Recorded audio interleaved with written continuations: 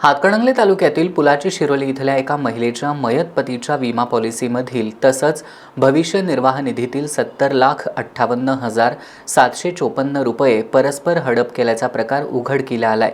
या प्रकरणी निकिता श्रीधर पाटील यांच्या फिर्यादीवरून तिची सासू, दीर आणि ताराबाई पार्क इथल्या एका बँकेच्या शाखाधिकाऱ्याविरोधात शाहूपुरी पोलीस ठाण्यात गुन्हा दाखल करण्यात आलाय।